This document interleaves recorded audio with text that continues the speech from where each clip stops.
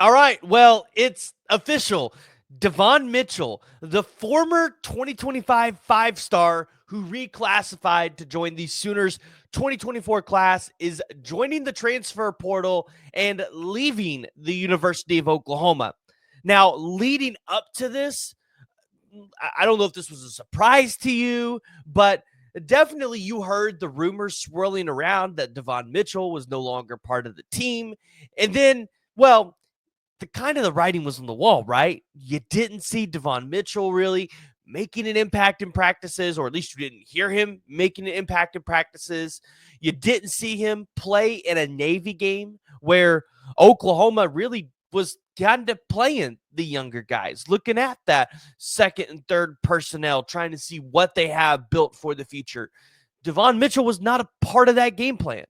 Now, the question is, what's Oklahoma going to do next? And I think that's what we got to talk about today. So I want to hear from y'all. Join the discussion. Jump in the comments below. Let me know what your guys' thoughts are about Devon Mitchell entering the transfer portal. And is there a specific target that's in the portal that you want Oklahoma to go out there and get? Or is there somebody in the 26 class you want Oklahoma to go out there and get? And so, again, I think this is what we got to talk about today. What's next for the Oklahoma Sooners at the tight end position? Knowing that since Joe John Finley has kind of really been heading this room, this has not been a great room. Now, I want to start by prefacing this. Devon Mitchell entering the transfer portal, I really don't feel like is as much fault on Joe John Finley as it is Devon Mitchell.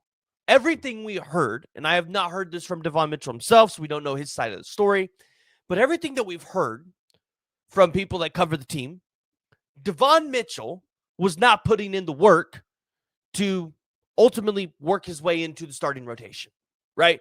To live up to the former five-star standards that he held when he was a 2025 recruit. Now, ultimately, he did end up reclassifying in 2024, where he just ended up being a high four-star, top 100 guy in the country, but still a tight end that was wanted by Alabama, Miami, and several other top schools across the country. So Devon Mitchell had potential. But regardless of where he would have went, if this is the way that things were going to go for him, this was probably going to be the path for him to enter the transfer portal no matter where he went. Now, obviously for Oklahoma fans, I think the first place you can turn to for an immediate fix is going to be the transfer portal. Now, obviously, we have not seen a ton of tight ends into the spring transfer portal window. I think the biggest one you saw was the former Iowa tight end, Gavin Hoffman, who is I believe, just a redshirt freshman that decided to enter the transfer portal, originally from Kansas, a four-star recruit, top 300 player in the entire country. Again, held out of high school 18 offers, but had a couple of SEC offers, including Auburn, and was a guy that, could rack up 10 plus touchdowns in a season and over 500 receiving yards. A guy that was a good pass catching tight end and a good blocking tight end. And in fact, in the scouting report from Alan Trudeau, kind of gave a resemblance of Cade Otton, who currently is for the Tampa Bay Buccaneers. So this would be a potential flyer that you could take, but this doesn't fix, I think, the issue that you have if you're Oklahoma, which is you don't have a tight end that has a lot of production. Because this past spring, you brought in guys like William Huggins from Pitt State, who had 395 yards receiving on 22 catches and only one touchdown. And you also brought in a Carson Kent, who's 6'4", 240-pound sophomore from Kent State, who had 18 receptions for 217 yards and 3 touchdowns. So that's not necessarily at Oklahoma the production that you're looking for. And so I think there's still this kind of hole saying, we need somebody that can produce. Because Oklahoma's got a bunch of tight ends up and down their roster with potential. I mean, you can look at the true freshman in Trene Washington. You've got Caden Helms, who's finally maybe staying healthy and get on the field. Cade McKinstry, Jaron Kanik, who moved over from the linebacker and has been Oklahoma's best pass-catching tight end since moving over. I also look at the recruiting trail. This is where I think Oklahoma can potentially make the best impact in their recruiting room and turn it around. But it's not going to be an immediate impact. And I think it's I think fans need to understand that a little bit. Now, you have Ryder Mix currently committed in the 26 class, but it might be time for Oklahoma to throw out a couple more tight end offers. And it might be time for you to get a Kevin Wilson involved in the tight end recruiting. Maybe Ben Arbuckle needs to get involved in the tight end recruiting a little bit. But you had a guy like Ian Premer, who was just on campus the other day. Again, a borderline 5-star recruit out of Great Bend, Kansas. But this is a guy that could be a game changer for you. And I don't think this is going to be the similar situation of Davon Mitchell. Remember, with Devon Mitchell, there was some writing on the wall. Coming out of high school, he transferred for good reasons from Allen, Texas to Los Alamitos and then reclassified. When you start to see things like that, it's going to take a while for that player to mature and develop and get caught up to speed in the college game. I don't think Ian Premer is going to be that way.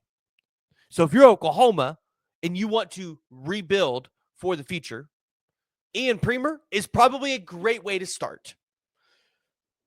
But if you could take 3 in this class, I think you should. But additionally, Oklahoma's got to go out there. They got to hit the portal. And I think they got to go out there and pay for probably the best tight end in the portal at this point. You can't keep missing on the top portal prospects like a Luke Haas, who was originally from the state. I get it. There were some existing standards there with Oklahoma. The staff should have did everything they could to mend those. And they should have made sure they put themselves in prime position to go out there and win a guy like Luke Haas. Because he could have made an impact for your team this year. Former SEC tight end could have came in, made a huge impact for this team. So, guys, I want to hear from y'all. Join the discussion. Jump in the comments below and give me your guys' thoughts on Devon Mitchell leaving the program, entering the transfer portal. Where do you think you guys are going to end up? Who do you guys want to see Oklahoma go out there and get? And real quick, one more note on this. Obviously, this is going to be an ever-changing situation. There's going to be more guys that enter the portal. But if you're Oklahoma, I don't think tight end is the number one need on this team in the spring portal. In fact, I think getting a backup center is right up there, not if the top need. It's top 3 need. Cornerback, I think, is another big-time need. I think you need to get a really big, sizable dude in that room. And then wide receiver. I still think Oklahoma needs to get one more pretty good wide receiver. Somebody that has really good production. I feel like you need to get one more guy in that room. Just for safe measures at this point. Maybe running back. I've seen some people talk about it. I like what we have there. Don't especially think Oklahoma needs to go hit that too hard.